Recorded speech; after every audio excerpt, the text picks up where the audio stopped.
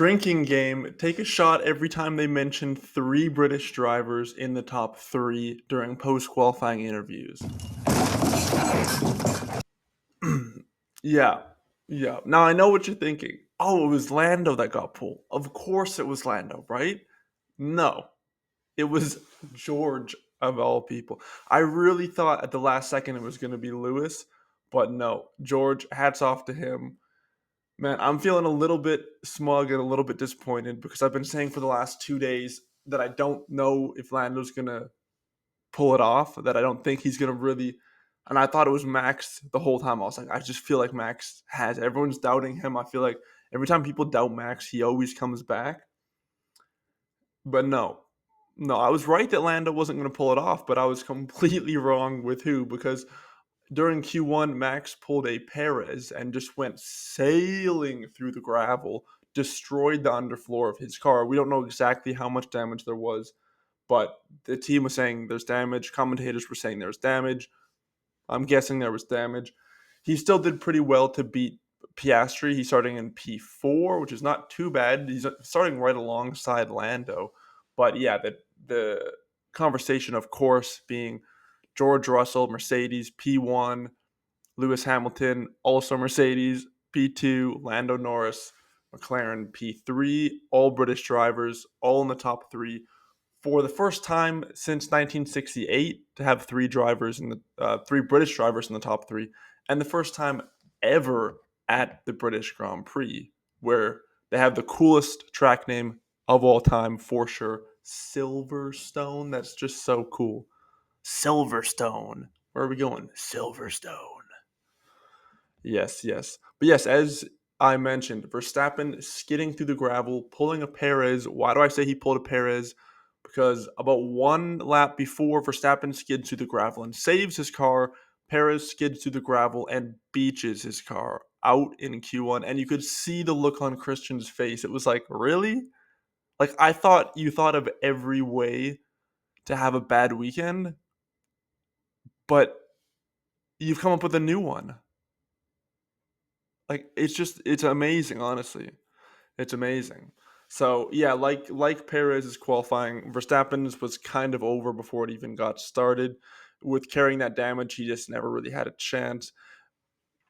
What else happened in Q1? Ted Kravitz, another amazing quote from Ken Tyrrell: "When it's not raining, fit dry tires."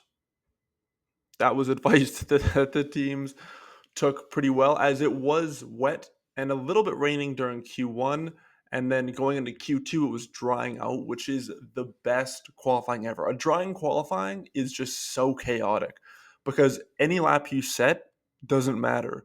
You have to set a lap as late in the session as possible because every single time you go around, you're getting half a second quicker, a full second quicker, right? At one point, we had a Haas in P1 during Q2, right? And this is with only 3 minutes left, right? So it's so hectic. All the cars are just like they basically fuel them up for 3 or 4 laps, and then it's just around and around and around, just fast lap, fast lap, fast lap, because they're just trying to post their last lap right before the checkered flag. Otherwise, they're just not going to make it through. And speaking of people that didn't make it through in Q2, Charles Leclerc made it into 11th. Just got bumped out by Lance Stroll, of all people. Good job to him. He finished P8, out qualifying Fernando in P10. Williams also made it into the top 10. And Logan actually did very well. Alex is in 9th. Logan is in 12th, just behind Charles and ahead of Yuki, Daniel Ricciardo, guys like that. Also, speaking of doing well, Nico Hulkenberg. I know he's been good at qualifying, but P6, P6. Nico Hulkenberg finished P6. Guess what the highest finishing Ferrari was? 7th. That's right. Haas outqualified Ferrari on pure pace. Now, pure pace. It's a wet session, but by Q3 it was drying out. It was basically completely dry. The only thing would have been tire temperatures. That's really the only thing that could have separated Nico and Carlos. That's not good for Ferrari. And this was after Ferrari went to an old specification. of downforce because their upgrade they put in a few weekends ago has been giving them problems with inconsistent downforce. They're getting porpoising, so they revert back to the old, more stable configuration and get out qualified by Haas. That's horrible. Like, what is?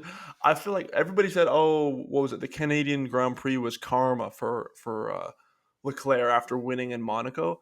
I don't think the Formula One gods are done. I think they're just like there wasn't one race of karma. It seems like they're just pounding that team, just bad luck, bad performances. To be fair, Leclerc out in Q2, that there was no bad luck there. That was just it seems like the car just doesn't have it. I mean, as I mentioned, Sainz in P7, Leclerc in P11 is not much worse. It's not like he was way off the pace of that Ferrari. Uh, what else do we have? That was pretty much it. We got into Q3, couple uh very, very tense at the end. Verstappen, as I mentioned, was never really in it. Everyone knew he wasn't going to get pole after Q1 after he skidded through the gravel. So it was really between the Mercedes and the McLarens, who Mercedes was a real surprise for them to be that quick.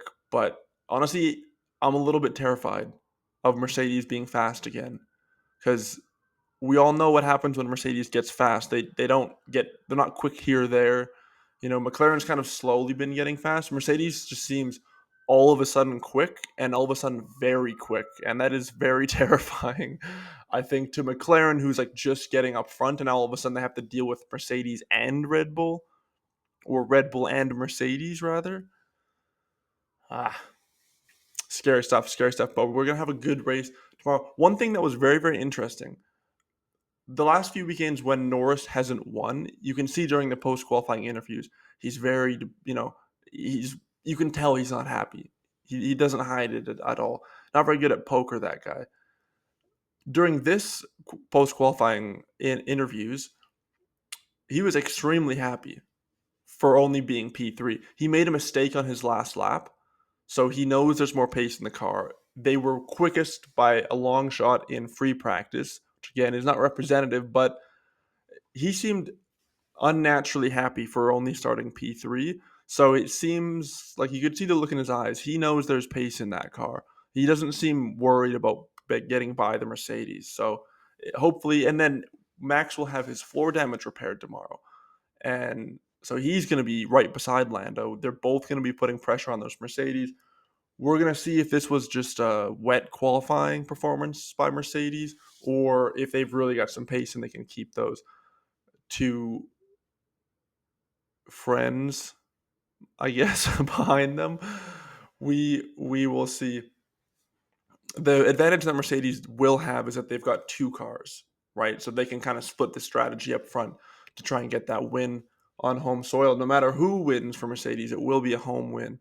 So that'll be cool to see. That is it. Adios.